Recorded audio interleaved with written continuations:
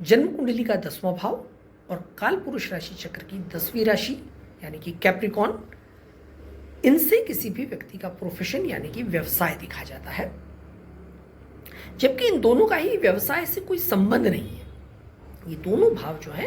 कर्म के भाव हैं, यानी व्यक्ति क्या कर्म पूरे करने के लिए धरती पर आया है या भेजा गया है, वो उसी प्रकार के कर्म करता है जिस कर्म के लिए उसको भेजा गया है।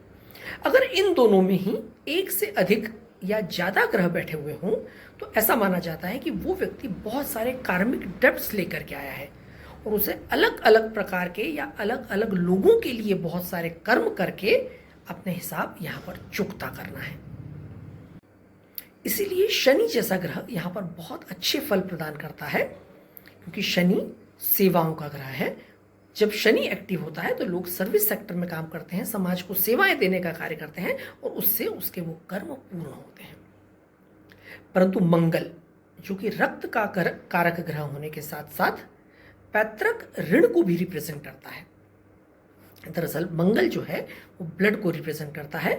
ब्लड के साथ साथ प्रॉपर्टीज को रिप्रेजेंट करता है, यानी संपत्ति को रिप्रेजेंट करता है। इसीलिए किसी भी प्रकार के अनुवांशिक गुण दोष के साथ साथ पैतृक ऋण भी जो है वो मंगल से देखा जाता है। इसीलिए मंगल जब उच्च का हो यानी मकर राशि में आए या जन्म कुंडली के 10वें भाव में आता है तो ऐसे लोगों को अपने जीवन में बहुत अधिक संघर्ष करना पड़ता है,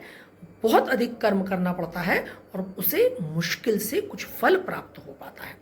आप अधिकतर ऐसे लोगों के जीवन में जिनकी कुंडली के 10वें भाव में या मकर राशि में मंगल होगा,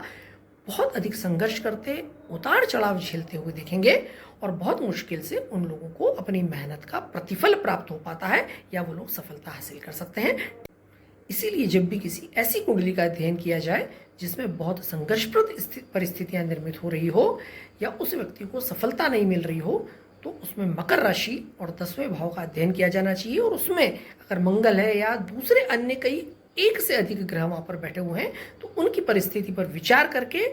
उस दिशा में उन ग्रहों से रिलेटेड कर्मों को परफॉर्म करना चाहिए, ताकि जितनी जल्दी उस व्यक्ति के कार्मिक डेब्ट्स क्लियर होंगे,